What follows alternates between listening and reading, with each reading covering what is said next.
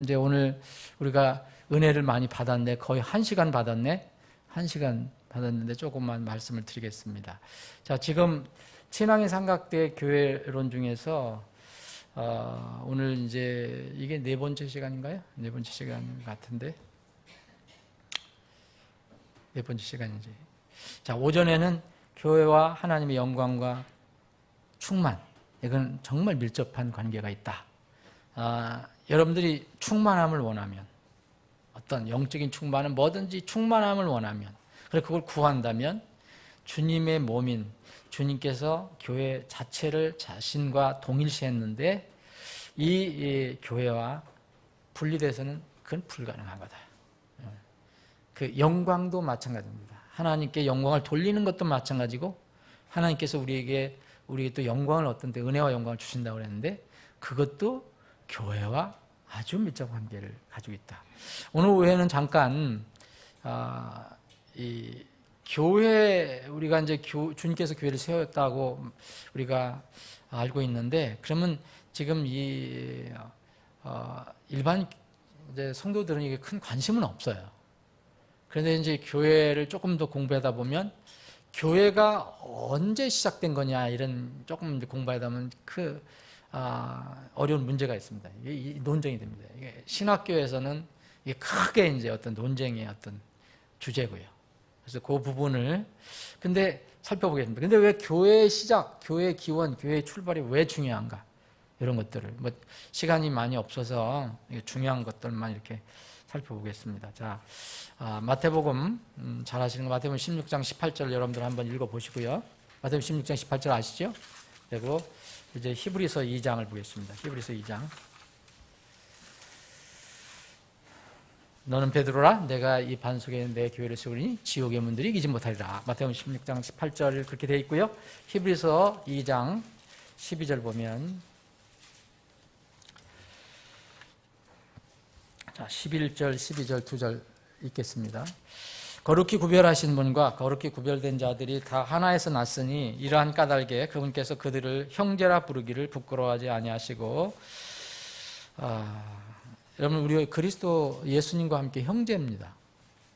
예수님 맏형제고 우리의 주님이지만, 하나님이지만 성육신 하셔서 이 땅에 오셨을 때는 그렇게 얘기를 하셨어요. 그래서 형제라 부르기를 부끄러워하지 아니하시고 이르시되 내가 주의 이름을 내 형제들에게 밝히 보이고, 이르시되하고 콤마 있잖아요. 그 다음에는 이게 인용이라고 생각하시면 돼요. 인용된 거. 그리고 콤마로 끝날 때까지가 인용이에요. 내가 주의 이름을 내 형제들에게 밝히 보이시고, 뭘 이루셨느냐, 이런 말씀을 하셨다는 거예요. 교회의 한가운데서 노래로 주를 찬양하리다 하시며, 그랬어요. 이 부분이 이르시되 그랬으니까 전에 기록된 말씀, 전에 말씀하신 것을 이 히브리 기자가 다시 이렇게 기록을 한 겁니다. 아버지 하나님, 오늘 오후에도 잠시 하나님 말씀을 살펴보기를 원합니다. 특별히 주님의 교회에 관해서 저희들이 주님께서 계시하는 말씀을 더 공부하기를 원합니다. 주님께서 저희들을 친히 말씀을 통해서 가르쳐 주시옵소서. 예수님의 이름으로 기도합니다. 아멘. 자, 교회의 기원에 관해서 제가 왜 이 말씀을 읽어봤냐면, 이 말씀이 어디에 기록된 거냐 하면, 시편 22편 22편에 있는 말씀을 이 히브리 기자가 그 전에 기록된 말씀은 이러이러했다라고 다시 인용을 한 겁니다. 예수님이 바로 어떤 분이셨느냐, 예수님이 우리를 형제라 부르시기를 부끄러워하지 않으신 분이었다. 그러시면서 그 형제들에게 밝히 보이면서 어디 한가운데서 노래로 주를 찬양하리다. 그래서 여기 내가라고, 주어는 납니다. 여기 나는 누구냐? 예수님을 얘기하는 거예요. 이게 이제 시편 22편에 미리 이제 기록된 겁니다. 시편 20편은 대표적인 예수 그리스도에 관한 그 예언인데, 예수님의 고난을 받으시는 내용을 기록한 것이 바로 시편 22편이에요. 이게 하나님의 말씀이 그래서 놀라운 거죠. 이 말씀을 인용을 하셨습니다. 자, 이게 왜 교회의 기원과 중요한가를 이제 말씀을 드릴 겁니다. 교회가 언제 시작됐느냐에 대해서는 몇 가지 이론이 있어요. 대략 이제 크게는 세 가지로 나눈다면 예수님이 계셨을 때 교회를 세웠다. 두 번째는 사도행전 2장에서부터 교회가 시작됐다. 또 조금 더 나간 사람들은 사도행전 9장에서부터 시작됐다. 더 있어요. 뭐 더 뒤로 가는 사람도 있는데 우선 이게 크게 얘기하면 이 세 개인데 이것을 더 두 가지로 대별한다면 예수님이 세우셨다? 아니면 예수님이 돌아가시고 묻히셨다가 부활하시 승천하신 뒤에 나중에 성령님께서 오셔서 세웠다. 두 가지로 대별이 됩니다. 그러니까 흔히 얘기하면 오순절 교회 시작설이 있어요. 아니면은 예수님 공생의 교회 시작설. 두 가지가 크게 대별하면 여기서 나눌 수 있는 거예요. 사도행전 2장이든 9장이든 간에 이것도 예수님 이후에 오순절 이후에를 묶는다면은 자, 저는 개인적으로 그리고 여러분들도 대부분 그렇게 믿을 거예요. 그리고 우리가 같이 교류하는 근본적인 독립심리교회는 대부분 이렇게 믿습니다. 그리고 역사적으로 보면 우리 애나베프티스트 이 조상들도 이렇게 믿습니다. 자료를 보면. 자, 우리가 믿는 것은 뭐냐? 예수님께서 공생의 기간 중에서 친히 예수님이 세우셨다고 믿는 겁니다. 내가 이 반석에 내 교회를 세우리니 지옥의 문들이 이기지 못하리라. 주체도 예수님입니다. 그죠? 주체도 예수님이고 또 예수님이 오늘 오전에 말씀 들은 것처럼 나눠본 것처럼 예수님이 교회를 동일시하셨어요. 내가 왜 나를 핍박하느냐. 근데 다른 성경에서는 다른 곳에 뭐라 했습니까? 교회를 핍박했다 그랬잖아요. 그러니까 예수님과 교회 같은 거죠. 네? 자, 이런 걸 보면은 어떤 이론적인 깊은 이론을 얘기하지 신학적인 이론을 얘기하지 않아도 우리는 순수하게 어린아이들 마음을 가지고 있다면 예수님이 세우셨구나. 그러면 오순절 이전이라고 이제 알게 됩니다. 이론이 참 이게 여러 가지 성경 말씀을 저기 할 수 있고 그건 논문으로도 쓸 수 있는 내용이니까. 근데 이 교회는 침례자 요한이 준비를 했어요. 침례자 요한이 준비한 이유는 예수님을 침례를 드렸어요. 그리고 하나님께서 침례자 요한을 6개월 전에 먼저 보내시면서 정말 이건 기적이죠. 기적적으로 하신 거죠. 이게 태에서부터 이 사가랴 아들 침례 요한은 태에서부터 택하셔갖고 이제 태에서부터 성령 충만을 주시고 예수님의 길을 이렇게 예배하려고 그러니까 그렇게 성령 충만하지 않으면 곤란할 거 아닙니까? 그래서 6개월 전에 나오셔서 이제 이 복음을 선포하죠. 회개의 복음을 선포하죠. 회개를 통해서 죄사함을 선포하는 이런 복음을 말씀하십니다. 똑같이 그래서 회개하라 하늘의 왕국이 가까웠다. 근데 예수님도 똑같이 마태복음 4장에 보면 회개하라 하늘의 왕국이 가까웠다 라고 말씀하세요. 똑같은 복음을 이렇게 선포하셨습니다. 침례자 요한이 준비를 했어요. 왜 그러냐면 침례를 통해서 물리적인 교회에 들어오기 때문에. 그래서 이제 침례자 요한에 대해서는 공부할 또 기회가 있을 겁니다. 참 공부할 것도 참 많네. 미루는 게 많아요. 근데 이 침례자 요한을 공부하면 정말 또 은혜가 많이 돼요. 이게 거의 숨겨져 있는 거예요. 이게 숨겨져 있는 게 성경에 다 있는데 교회에서나 일반에서는 관심이 없어요. 또 다른 교회는 전부 세례, 그것도 세례 자도 아니에요. 그냥 세례 요한이라니까 도대체 세례 요한이 뭐냐? 그냥 끝내버리는 거예요. 근데 왜 하나님께서 이 베프티스 잔을 이름까지 붙여주시고 미리 6개월 전에 예수님 전에 오게 하시고 예수님의 길을 예배하셨나? 이런 것들을 이제 공부하게 되면 정말 여러분들 베프티스트가 너무너무 자랑스럽습니다. 파가 아니에요. 이건 절대 파를 얘기하는 게 아니라 믿음을 얘기하는 거예요. 존도 베프티스트, 예수님도 베프티스트, 사도들도 베프티스트, 제자들도 베프티스트, 성경에는 다 베프티스트. 그러죠? 하여튼 뭐 그건 그거고. 그래서 그 침례자 요한이 준비하시고 예수님이 교회를 친히 세우셨다라고 우리가 믿는 것입니다. 자, 근데 이제 오순절 교회가 시작됐다는 사람들은 사도행전 2장에서 성령님이 강림하신 뒤에야 이제 교회가 시작이 됐다라고 이제 성령 강림을 강조하는 거죠. 다시 말씀드리면 사도행전 2장의 성령 강림은 그 전까지는 성령님이 전혀 안 계셨다 갑자기 내려오신 게 아니에요. 여러분들 그렇게 많이 생각하는 분들이 있어요. 그게 아닙니다. 성령님은 사람이에요, 하나님이세요? 하나님이신데 무슨 어떻게 갑자기 뭐 그때 딱 짱 하고 태어나시나 그분이 아니에요. 그게 아니고 그분은 창세기에서부터 계신 분이에요. 그죠? 수면 위에 하나님의 영이 운행하시더라. 그죠? 그 성령님이 쭉 계셨는데 사도행전 2장의 오순절 사건에 그 예루살렘 교회를 위해서 예루살렘 그 성도들을 위해서 예수님이 이번 예언을 하신 거죠. 이 성령을 내 보내줄 것이다. 그럴 때 강림을 하셔서 놀라운 일을 하셨어요. 그래서 결과가 뭡니까? 충만, 성령 충만이 일어난 거예요. 오순절 사건은 성령 충만 사건이에요. 그래서 방언, 소위 얘기하면 모르든 자기가 배우지 않은 말을 막 복음을 전하기 위해서 말을 하기 시작한 거예요. 여러분들 갑자기 중국말을 갑자기 내가 배우지도 않아서 하면 얼마나 좋은지 모르겠어요. 저 요새 중국말 조금씩 배우는데도 너무 어려운 용어예요. 어제 이제 신라성 선생님 지금 한국에 와 있어요.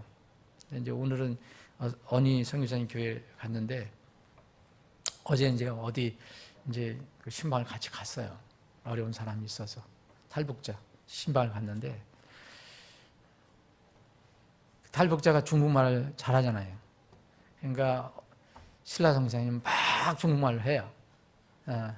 그럼 또 나는 또 막 한국말을 해요. 막 한국말을 해요. 그럼 또 나하고 저기 그 탈북자는 또 중국어도 잘하고 한국말 잘하는데 영어는 몰라요. 그래서 나는 또 저기 선교사님하고 나 영어를 막 해요. 그럼 또 물어요. 뭘 얘기했느냐고. 얼마나 복잡합니까? 그런데 이 사도행전 2장에 있었던 오순절 사건은 뭐예요? 배우지도 않았는데 갑자기 주신 거예요. 성령 충만해갖고. 여러분 정말 성령 충만하면 여러분들 소위 얘기하면 다른 언어의 은사를 받을 수도 있어요. 꼭 필요하면. 그런 일이 일어났어요. 그게 바로 오순절 사건이에요. 오순절 사건은 자꾸 일어나는 게 아니에요. 역사적인 딱 한 번 일어난 겁니다. 그 뒤에 이제 성령 충만한 사건이 쭉 나오다가 사도행전 19장에서 끝이 나요. 소위 얘기하면 성령 침례 사건이 끝나요. 지금 여러분 성령 침례라는 용어보다는 성령 내주입니다. 여러분 그때는 성령 침례 당한 사람, 침례는 말 그대로 물속에 완전히 들어간 거잖아요. 그럼 무슨 뜻이에요? 물이 완전히 자기를 지배하는 거예요. 그래서 성령 충만이 나타나는 거예요. 여러분 성령 침례를 받았는데 성령 충만이 없다면 그건 잘못된 겁니다. 지금은요 구원받는 자마다 동시에 성령 충만이 임하는 게 아니에요. 지금은 그냥 성령님이 오시는 거예요. 성령 내주라고 합니다. 그래서 지금 뭐라 그래요? 너희들 성령 충만하라고 얘기하잖아요. 그때는 그 초기에 오순절 사건은 너희들 성령 충만한 얘기 한 적이 없어요. 지금은 어떻게 합니까? 성령 충만하라 그러잖아요. 성령 충만. 그래서 이런 것을 좀 여러분들이 분별을 하셔야 돼요. 이게 무조건 성령 침례, 무슨 성령 운동 한다 그래서 어떻게 그런 게 아닙니다. 어쨌든 이 오순절 사건에 이런 것이 일어났는데 이때 예수님께서 성령님을 시켜서 교회를 시작했다고 믿는 것이 이제 오순절 교회 시작설입니다. 근데 이게 한번 이제 개신교를 통해서 그리고 그 다음에 또 어떤 성경을 통해서 미국에서 아주 잘 팔린 성경이 주석 성경이 있어요. 주석 성경을 이게 엄청나게 팔렸거든요. 여기에 이 주석 성경을 쓴 사람이 그런 개념을 가진 사람이라 그 사도행전 2장을 이렇게 해석하면서 전부 이때 교회가 시작됐다라고 한 거예요. 그러니까 그게 성경이 엄청 팔렸거든요. 근데 사람들이 그렇게 믿기 시작한 거예요. 물론 그 사람이 처음에 그거를 아이디어를 낸 건 아니지만, 그래서 한번 여러분 내가 성경에 대해서 여러분 추석 성경 참고는 하시되 주의하셔야 돼요. 그 주석 성경이 왜 어떤 때 위험하냐? 다 나쁜 건 아니지만 그 주석을 한 사람의 그 믿음이 여러분들 믿음이 될 수가 있어요. 참 그런 거 많습니다. 그 우적인 교회론도 그런 데서 많이 나온 거고요. 물론 그건 이제 천주교에서 나왔지만. 그래서 앞으로 우리가 성경 낼 때는 추석 성경은 안 만들려고 그래요. 그런 능력도 없지만요. 왜냐하면 위험한 게 너무 많기 때문에. 여러분 성경에다 뭐 앞에다가 뭐 이건 뭐다 이렇게 정리해 놓은 게 있잖아요. 그럼 맞을 수도 있지만 아닐 수도 있습니다. 그래서 성경 말씀을 하나하나 다 중요하게 여겨야 돼요.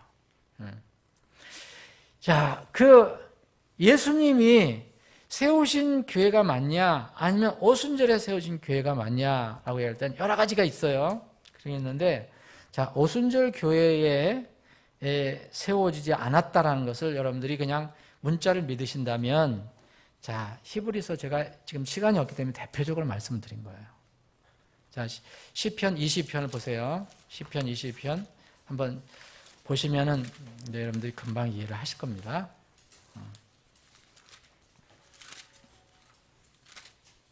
이론은 많아요. 뭐 오순절 사건, 오순절 때 교회가 시작됐다고 하는 사람들은 유만 학자들도 많고 뭐 사람들 많고 이론도 많아요. 그런데 우리는 성경을 가지고 얘기하잖아요. 성경이 그렇다 하면 여러분들이 판단을 하세요. 뭐 그분들도 다 성경 얘기는 하긴 하지만, 자, 시편 22편 22절에 보면 내가 주의 이름을 내 형제들에게 밝히 보이고, 잘 보세요. 회중의 한가운데 주를 찬양하리다. 이게 여러분 다윗의 시예요. 시편 20편은 다윗의 시라고 그랬어요. 다윗이 다윗의 고난, 그때 당했던 고난이 예수님께서 고난 당하실 것을 예견하고 조금 모형적으로 예언한 게 시편 20편이에요. 그래서 여기 시편 20편을 보면 16절에 보면 개들이 나를 에워 쌌다 그랬잖아요. 내 손과 발을 찔렀다 그랬잖아요. 그죠? 이런 것들이 다 예수님의 그런 어떤 상징이에요. 여러분 시편 나중에 22편 한번 읽어보시면 됩니다. 자, 그런데 지금 제가 말씀드린 22편에 보면 내가 주의 이름을 내 형제들에게 밝히 보이고 어느 가운데 한가운데 주를 찬양하리다. 그런데 이게 히브리서 기자는 바울인데 히브리서 2장 12절에 보면 이걸 인용을 했어요. 그죠? 바울이 인용을 했어요. 근데 내가 주의 이름을 내 형제들에게 밝히 보이고 뭐뭐 한가운데서 노래로 주를 찬양하리다. 같아요. 다른 데 같은데 뭐만 틀려요? 여러분 틀리는 거 보여요? 뭐가 틀려요? 처음에는 22편은 뭐가 됐어요? 회중, congregation. 회중이란 뜻은 뭐예요? 모임이에요.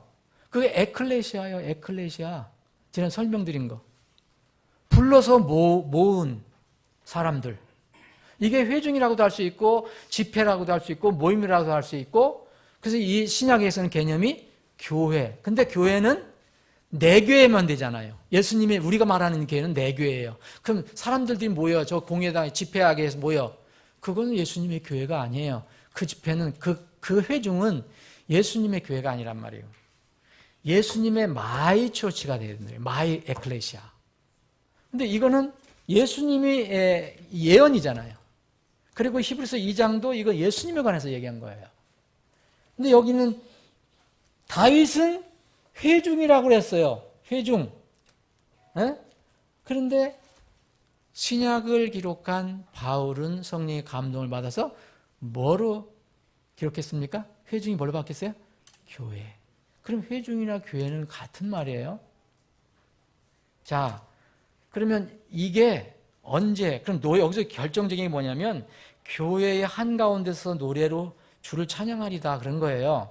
근데 그 구약의 예언대로는 회중의 한가운데서 노래를 했다, 할 거다. 그런 이야기예요. 누가? 주가. 예수님이 하신다는 거예요. 그럼 예수님이 지상에 오셔서 교회를 세우신다고 했고, 또 그 교회 가운데 계셨어요. 근데 그 교회가 그때 예수님이 계셨을 때 중심 인물들이 누구였습니까? 누가 교회가 되는 겁니까? 예수님 따른 제자들이잖아요. 그렇죠? 1차 12 사도들, 예수님 따른 사람들, 예수님 같이 다니셨잖아요. 그 가운데서 노래를 하겠다는 거예요. 예언된 거예요. 예수님 오시기 전에, 오래전에 예언이 된 거예요. 그럼 이게 예언이 예수님 계셨을 때 이루어져야 되잖아요. 예수님이 계셨을 때 이루어져야 되잖아요. 공생했을 동안에. 여러분 이루어진 거 여러분들 아시죠? 이루어졌어요? 안 이루어졌어요?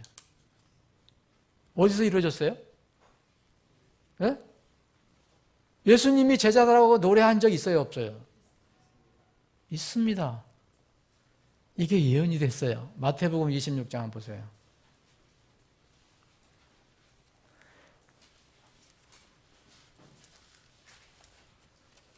마태복음 26장.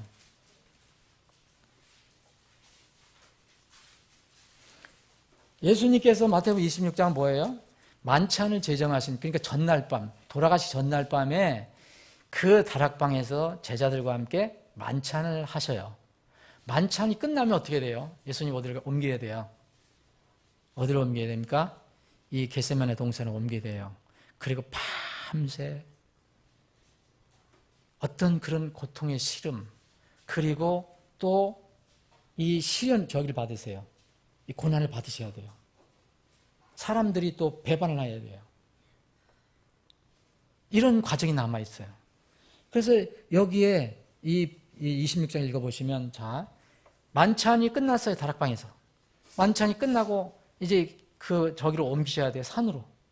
그리고 산으로 옮기셔서 갔더니, 가서 예수님이 정말 피처럼 흘러내리는 그 땀, 그렇게 고통스럽게 기도를 하셨는데, 제자들에게 부탁했는데, 갔다 와보니까 또 허하고 자고 있고, 또 허하고 자고 있고, 그랬잖아요. 그래도 가자. 그래서 결국 죽으러 가시잖아요. 그 내용이에요. 근데 여기에 26장 28절에 보면 제들의 사면, 그렇죠?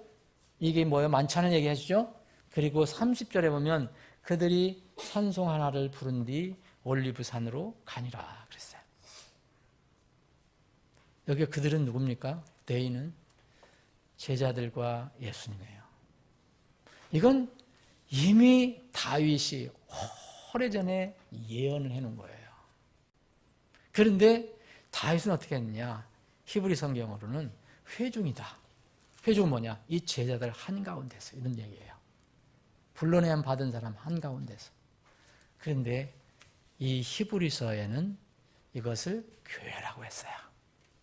그러면 예수님이 돌아가시기 전에 이제 그 고통을 받으시기, 고난을 받으시기 전에 찬송을 하나 하시고 이제 가서 기도하시고 이제 돌아가시게 되는데, 예수님이 어디서 찬양을 드렸다는 거예요? 그래서 여러분 그 시편 보면 주를 찬양하라, 프레이즈 이 더 로드, 할렐루야, 이걸 뭐냐면 성소 가운데서 하지만 또 회중 가운데 해라 했잖아요. 네? 회중 가운데라는 것은 이스라엘 백성 회중 가운데, 지금 같으면 구원받은 사람 가운데, 네? 하라는 거예요. 여러분 찬송 어디서 합니까? 우리끼리 하잖아요. 우리가 복음을 전하려고 찬송을 하지만 그 사람들은 아무 찬송하면 좋아해요? 흥 깬다고 그러죠. 옛날에는 직장 다니다가 저도 옛날에 유행가를 잘했거든요. 하나님 잘 모를 때는. 그런데 하나님 알고 나서는 그걸 못 하겠더라고요. 그래서 뭐라 하면 나중에 막 서로 시키부르잖아요. 뭐 하다 보면 그러잖아요. 그럼 또 아무개 그러면 찬송이라도 한번 해보지. 그러면 어떤 사람이 흥 깨요 하지 마요. 그런 사람이 있어요. 그 사람들은 흥이 깨지는 거예요. 예? 그런데 예수님은 제자들과 함께 이 찬양을 하고 죽으러 가셨어요. 이 예언 정확히 성취됐고, 히브리 기자는 이렇게 얘기합니다. 자, 다시 말씀입니다. 어디서 노래를 부르셨다 그랬어요? 히브리서 2장 10절에는 교회에서. 여러분, 교회라는 것은 그 건물, 지금 개념을 건물 얘기하는 게 아니잖아요. 구원받은 사람, 예수님 말씀을 듣고 따로 나와서 모인 사람들, 그때 적은 무리였지만 그게 바로 교회였어요. 성경을 믿는다는 게 이겁니다. 그런데 이런 세상적 개념으로 한다면 어려운 거예요. 여러분, 오순절 사건, 오순절에 교회를 세워졌다고 믿는 사람들은 이 설명을 못해요. 여러분, 어떻게 할 겁니까? 이게 딜레마에 빠지는 거예요. 그런데 가지고 나오는 게 이제 또 다른 성경이에요. 다른 성경이 뭐라 했냐면, 제가 일부러 조사해 봤어요. 여러분들, 킹제임스 성경이 하나님께서 보존해 주신 말씀이라고 여러분 믿으십니까? 다른 성경을 제가 살펴봤더니, 타협본, 제가 가지고 있는 여러 성경이 있어요. 어떤 때는 함께라고 했어요. 함께. 또 어떤 성경은 미팅이라고 했어요. 미팅. 모임 안에서 불렀다. 모임 안에서 불렀다. 그리고 어떤 역보는 또 이 구약에 있는 용어 그대로 칸그리게이션을 썼어요. 회중. 그건 조금 더 나은 거예요. 함께. 또 무슨 미팅에서 불렀다. 그런데 여러분이 가지고 계신 성경은 분명히 church입니다. church. 두 종류가 있을 수 있을까요? 예수님이 이 지상에 계셨을 때 세워놓으시고 또 성령님이 오셔서 또 하나 교회 세우시고 여러분들은 어디 교회에 속했습니까? 오순절 교회의 기원설은 예수님이 세우신 교회의 근거는 여러 가지가 많습니다. 여러분, 자 이제 정리를 해야 되겠는데요. 오순절 교회에 만약 교회가 시작됐다는 걸 믿으면요, 이런 딜레마에 빠져요. 예수님께서 그 교회에 주신 것, 제자들에게 주신 모든 명령이 효력이 없어져 버려요. 저는 이게 제일 안타까운 거예요. 왜냐하면 여러분들 복음 전하라는 명령은 언제 하셨습니까? 예수님이 승천하시기 전에 하신 거예요. 승천하시기 전에. 오순절 때 하신 게 아니에요. 승천하시기 전에 하셨잖아요. 마태복음 28장 뒤에 부분, 마가복음 16장 그 뒤에 보면 다 그거예요. 승천하시기 전에. 근데 거기에 모든 민족을 가르치고 아버지, 아들과 성령의 침례를 주고 내가 명령 모든 거 갖춰 지키게 하라. 지상명령이라죠. 근데 이게 누구한테 주었다고 생각하십니까? 교회가 없었다 그때까지는. 교회가 아니었다라고 하면 다 사도들이 받은 거예요. 개인이 받은 거예요. 개인. 그죠? 근데 다 죽었어요 지금. AD 100년을 차마 못 넘겼어요. 다 죽었어요.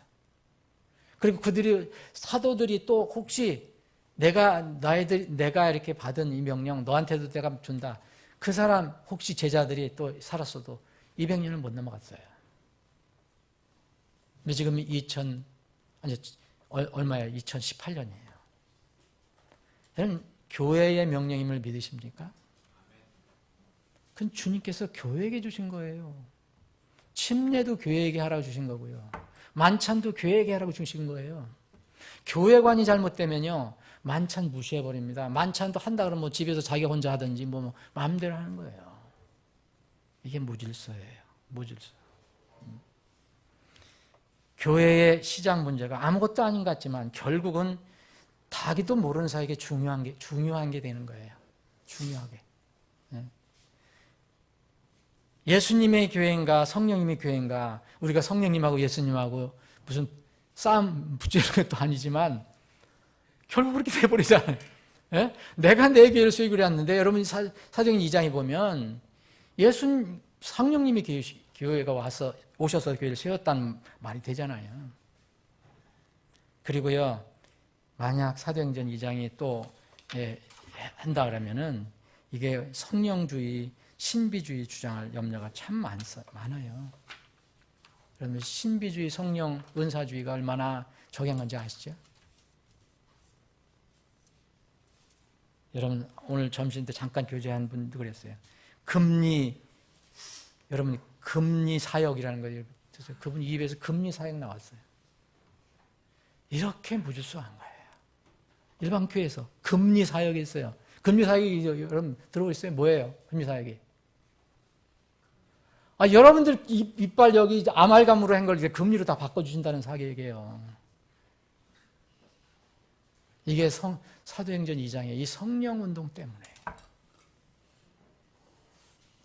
여러분 정말 성경을 바로 봐야 돼요. 정말 바로 봐야 됩니다. 여러분 지금 말씀드린 대로 주님이 세우신 교회 그것을 믿지 않고 주님께서 교회 안에서 찬송했다는 걸 믿지 않으면 우리가 지금 하는 전도, 침례, 교육, 선교, 활동 이런 모든 것들이 개인에게 준 거예요. 개인. 그러면은 이제 어떤 지독한 장로교회처럼 전도 안 해도 되죠. 우리 사명이 아니니까. 그리고 이것은 또 필연적으로요. 교회의 시작은 뭐하고 연결되냐면 소위 하면 그 무형의 우적인 단 하나의 교회, 캐톨릭 교회, 가톨릭 교회하고 필연적으로 연결이 돼요. 이제 이거 왜 또 나쁜가? 여러분 왜 이게 나쁜가 하면은 마지막 때 적그리스도가 나타나잖아요, 여러분. 이미 예언됐어요. 적그리스도가 나타나면은 적그리스도가 어떻게 합니까? 다 세상을 유혹할 때 세계 정부를 만들죠. 단 하나의 정부. 단 하나의 종교를 만들죠. 단 하나의 교회를 만들어요. 그럼 이게 무슨 얘기예요? 통합이에요. 세계 통합, 종교 통합, 교회 통합이에요. 이때 가장 유용하게 쓰일 용어가 바로 우주적인 교회, 단 하나의 교회라. 보이지 않는 단 하나의 교회다. 이걸 부르질 거예요. 저는 그렇게 생각해요. 그래야만 이제 이 계시록에서 얘기한 이 큰 바벨론이 성립이 돼요. 큰 바벨론. 이 큰 바벨론과 다 연합이 되잖아요.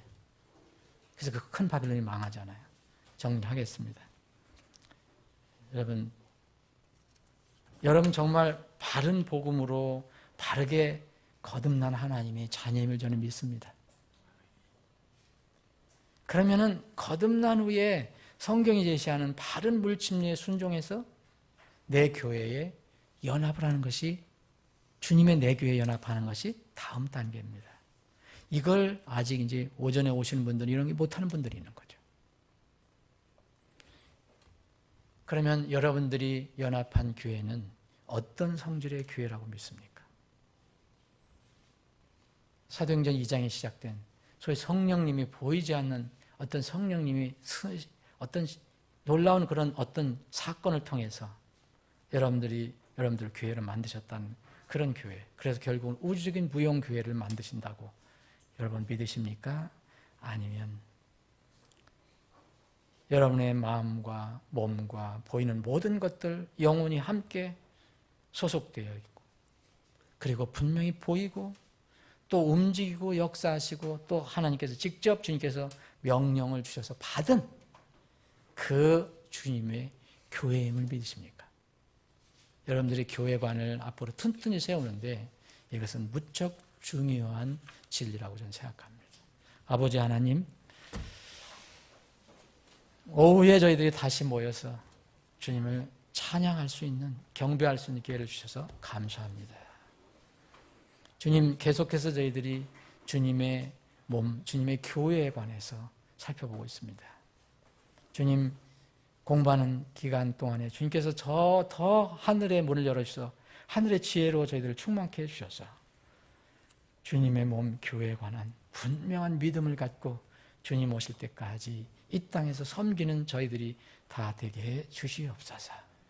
이번 수요일 모든 절차를 주님의 손에 의탁하고 또 다가오는 주일도 기쁘게 주님을 찬양하고 경배하는 복된 주일이 되게 인도해 주옵소서. 이 시간 이후에 모든 시간과 또 순간순간의 절차를 주님의 손에 의탁하오며 거룩하신 예수님의 이름으로 기도합니다. 아멘.